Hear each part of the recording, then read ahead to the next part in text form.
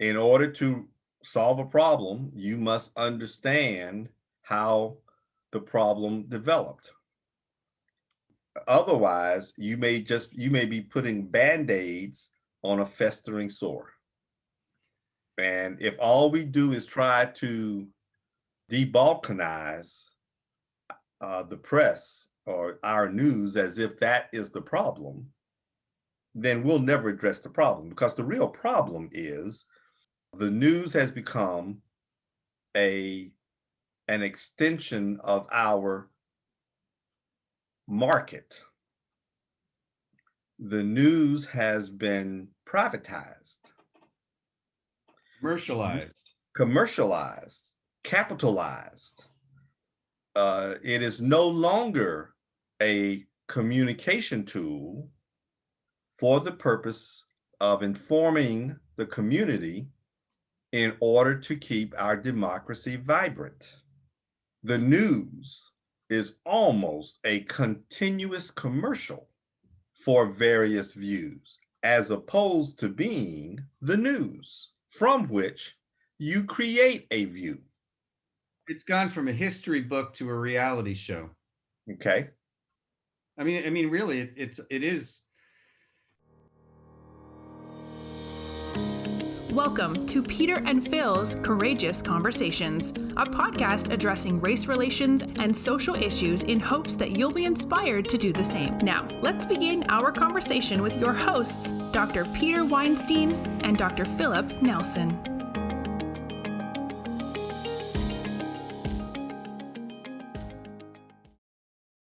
Hi, I'm Phil Nelson. I want to welcome you to Peter and Phil's Courageous Conversations, a series of conversations that were held between Dr. Peter Weinstein and myself shortly after the death of George Floyd. I hope you enjoy and share. I don't know if it was on CNN or MSNBC last night, but they interviewed, or they had a discussion with a new member of the House of Representatives. And I don't recall which state she was from. But this goes on to the urgency and maybe just the lack of awareness discussion. The Breonna Taylor mask? Exactly.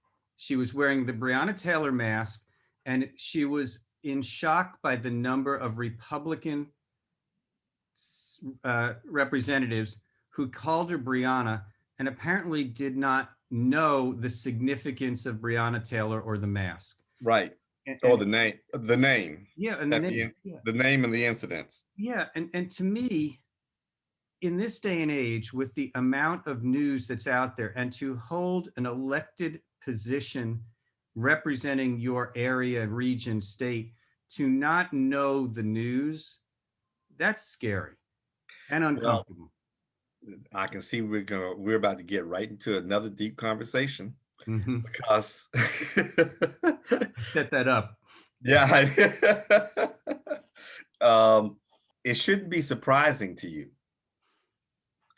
It may be scary, and I understand what you're saying.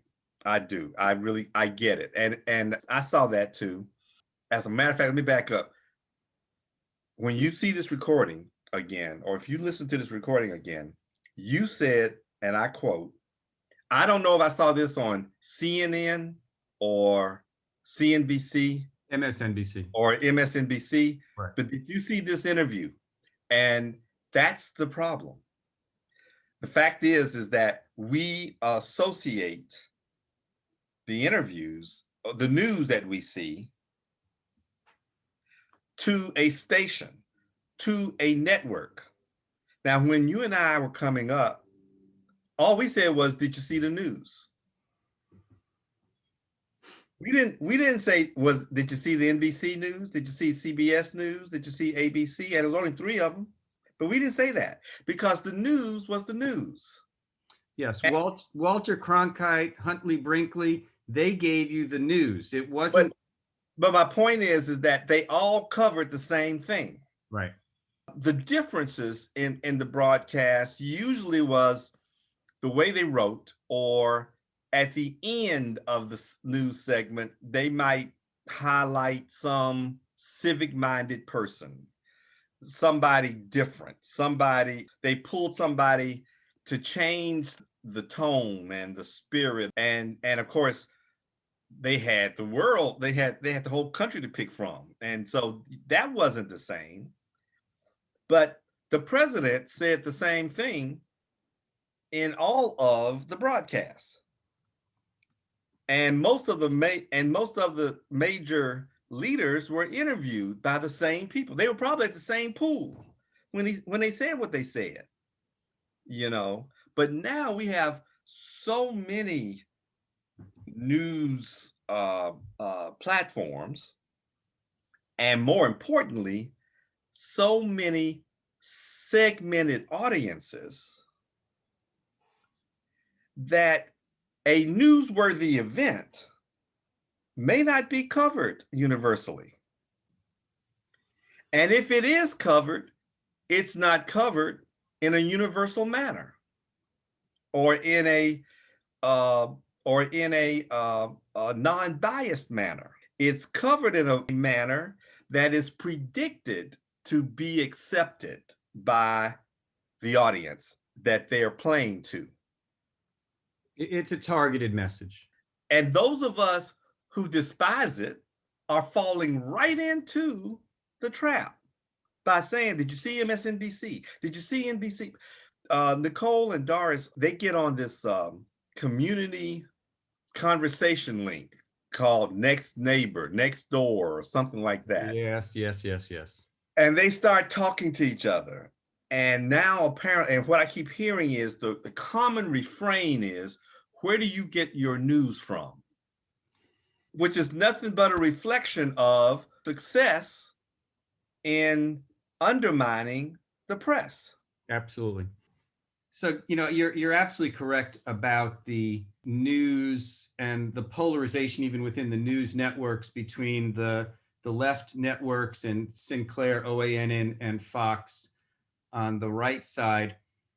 And I think it was on Bill Maher, one of his guests was talking about the thing that we need to do after January 20th, or even before, to try to narrow the rift, is to try to normalize news and not polarize news. Well, I wish it were that simple. Yeah, well, I really do. What we have to do is regain trust in our institutions. But in order to solve a problem, you must understand how the problem developed. Otherwise, you may be putting band-aids on a festering sore. And if all we do is try to debalkanize the press or our news as if that is the problem, then we'll never address the problem. Because the real problem is the news has become an extension of our market. The news has been privatized, commercialized, capitalized. It is no longer a communication tool for the purpose of informing the community in order to keep our democracy vibrant. The news is almost a continuous commercial for various views, as opposed to being the news from which you create a view. It's gone from a history book to a reality show. Okay. I mean, really, it is commercialized. It is all about advertising, and Trump said it himself, based upon ratings. It's all about ratings. I don't think that Cronkite, Huntley Brinkley, Eric Sevareid, and all these guys who were on the news back in the 60s and 70s, they weren't worried about their jobs and they weren't worried about ratings. They were, but it wasn't why they did things. We do think the news now is worried about ratings more so than worried about fact. Maybe the pendulum will start swinging the other way. But you do remember that in your childhood, the news was mostly just the facts, ma'am. Yeah. Walter Cronkite was the most trusted individual in the United States because he did not filter his news. Right. He just gave it. Now, he reported what he was given. He could be trusted to report what he was given until he recognized that some of the news that he received, some of the facts that he received, had been messed with, had been played with. And he suddenly recognized that the numbers he had been providing in the Vietnam War, in terms of how many American deaths were there, or how much land we had conquered in South Vietnam, or the status of the war in many regards, had been finagled by the armed forces. That he had become an agent of propaganda when he thought that he was honestly delivering honest figures. And when he began to find the chinks in the presentations and began to investigate on his own, he came to the conclusion that we were losing the war and that the American government was lying to its people. And for the first time, a major network correspondent said, this is wrong.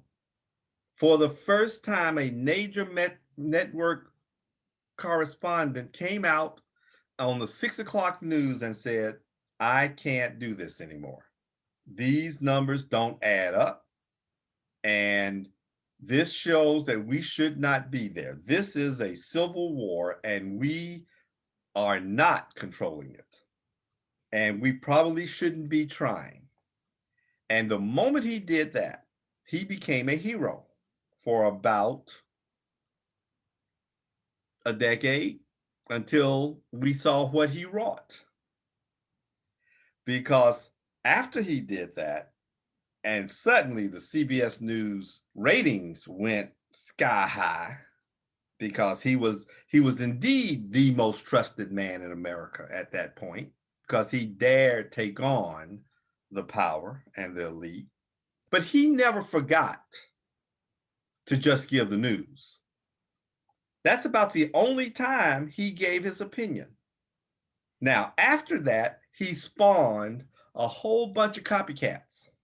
I don't know what happened out here in California, but in Mississippi, it became a common added feature to the 6 o'clock news was a commentary, a 5-minute commentary by the local correspondent or the local anchor who would pick a topic every day and show his courage by analyzing that topic and saying what was wrong with it.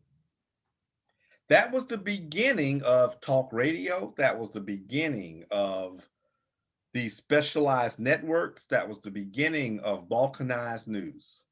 It went from reporting the news to creating the news. The newscasters shouldn't be the center of the conversation as they are now. And that's the transition. See, I prior to the 2016 election, although invested in politics, I didn't spend a lot of time watching CNN, MSNBC, Fox, or any of the other news stations.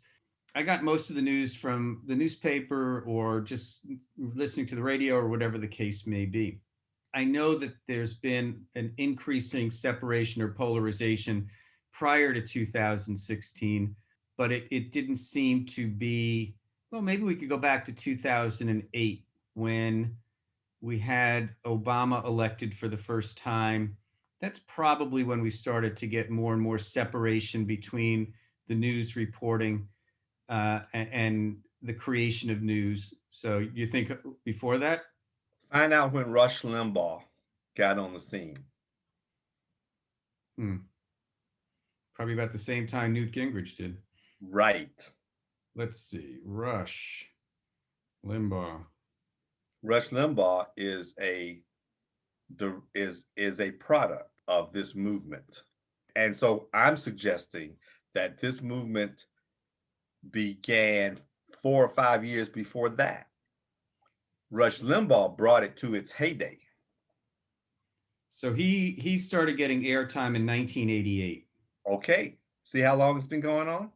Yeah, I've lost decades somewhere. I'm not sure if it has to. I know.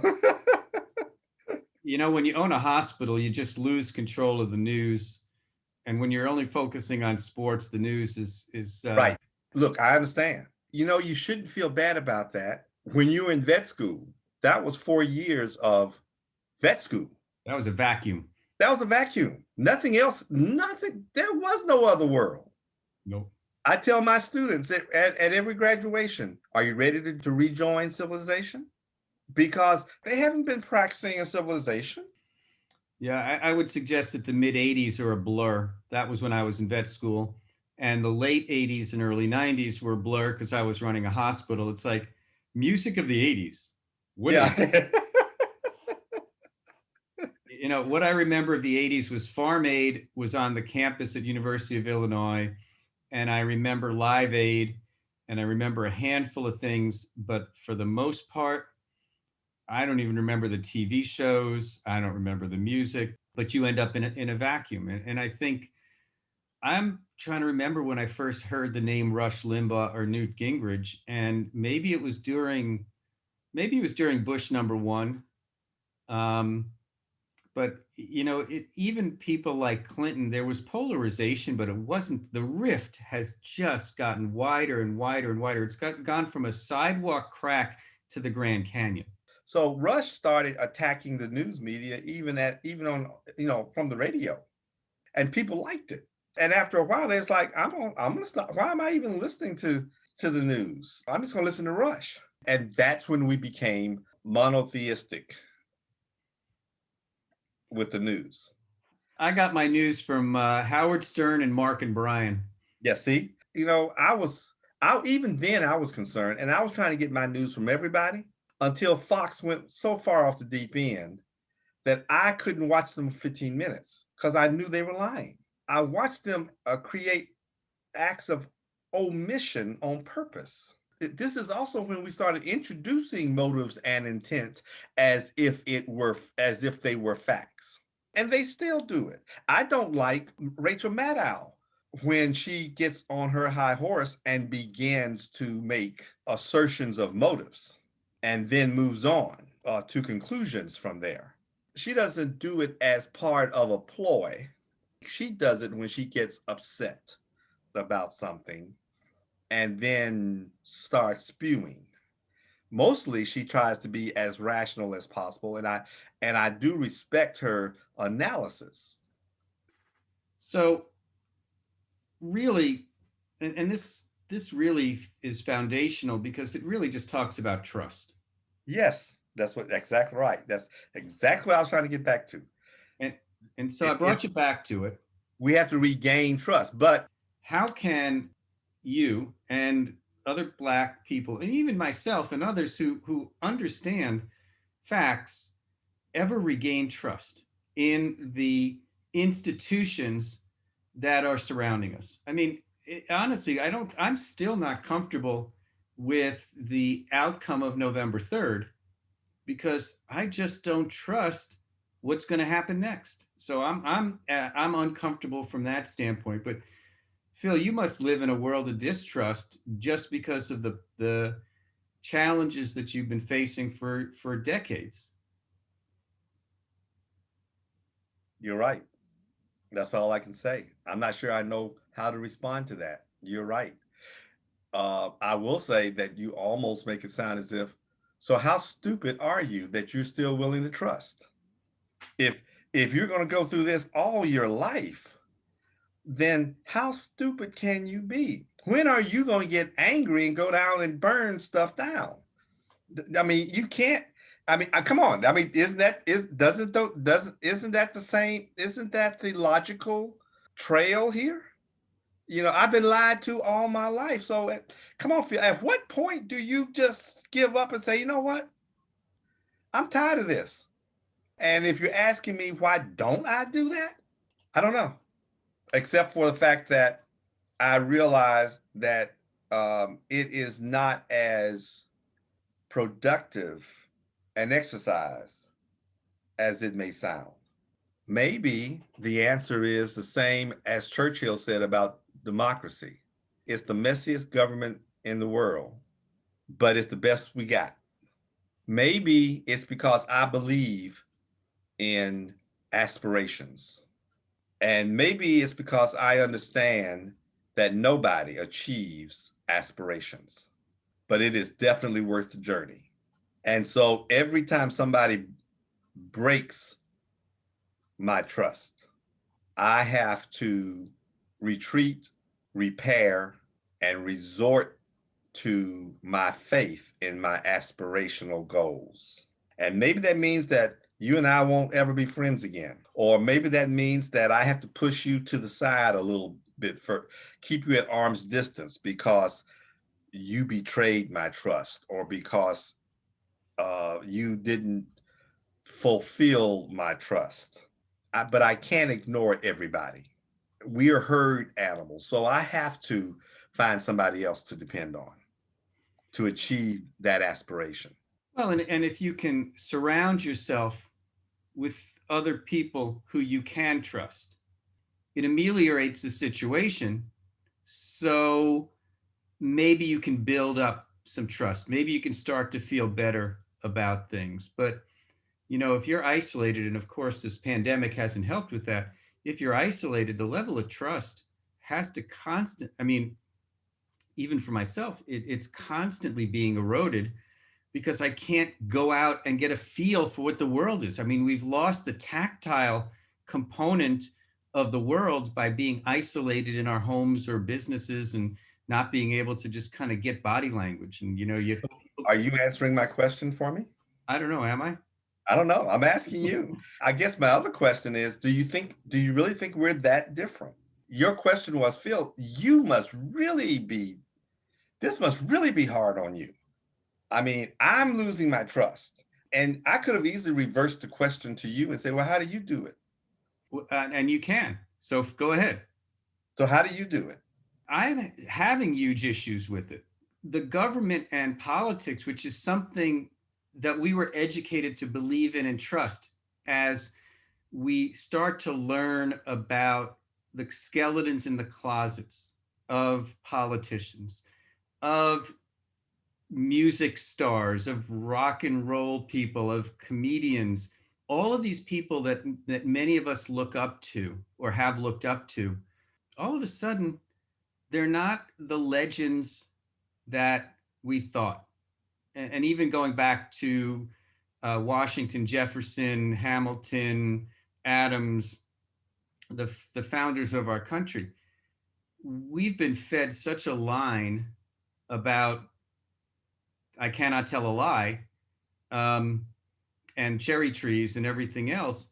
And now all of a sudden the curtain is pulled back and the Wizard of Oz isn't all he's cracked up to be. So I'm definitely in a period of time where I am uncomfortable with the world in which I am living, and which is why probably, I've talked to you and Sharon and I talk, I'd love to find an island to disappear on. Now, I couldn't ever do that because I'd go freaking crazy. But I think I'm so full of distrust in everything. And that, whether it's food, whether, what's in the water, what's in the air. I mean, what can you believe now? So honestly, maybe my distrust is in different fashions because I wasn't targeted directly, but my distrust right now is global because I don't know who I can listen to and trust. So what are you going to do about it? I'm going to talk to you. I'm going to pay you per hour to be my You owe me a lot of money already. You know that, don't you? Yeah, well, I think it goes both ways. I totally agree. I just trying to say that I'm not sure that's the answer. While you were talking, I had a lot of quick quips for you, but I wanted to hear you talk yourself through this. And I still think you owe me a better answer than what are you going to do about it to what you're going to do about it. Yeah, well, the answer I gave you is run away, and that's not really the answer. Yeah, I know. Like I told you, you're not going to Canada. And by the way, when you get there, you'll be just as disappointed. I know. I know you know that, although Canada may be better, but eventually when we start talking about trust, you're going to be just as disappointed. But that's human nature. That's the way of the world. This is going to have to be more than one conversation, I think, because we have this is such a rich topic. And before we get into, I'm going to write myself a note to revisit what do we do about trust. Well, I'll answer your question in a little bit more depth. I think that it's important from my standpoint to try to be as honest as I can about my feelings with my wife, my kids, my constituencies. And I think it's important for us as leaders to encourage people to trust us and for people to trust the profession, because we can get on a tangent right now about issues with trust with the veterinary profession right now, which is dealing with challenges from consumers and violations of trust.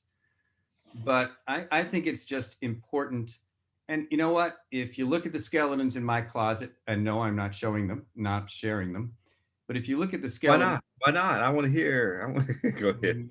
No, I think it's important that you, in your role with the university and with the students, it's imperative that they can trust you and the university, that you're making decisions in their best interests.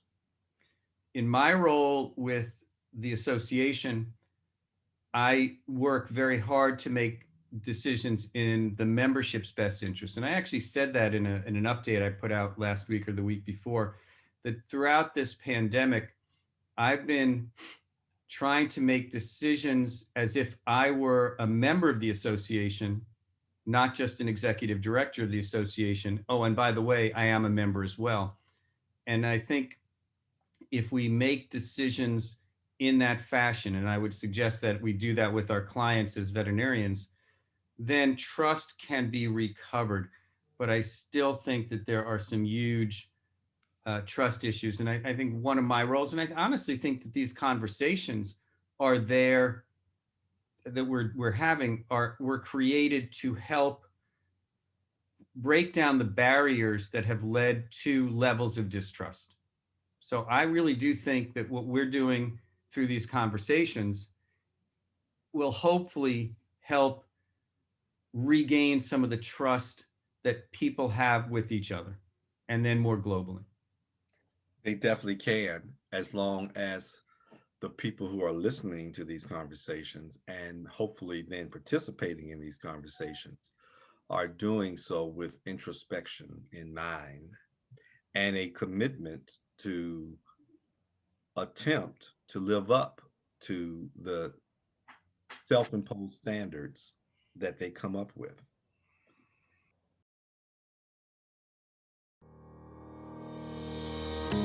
Thank you for joining us for another courageous conversation. Be sure to follow us and check back next week for more.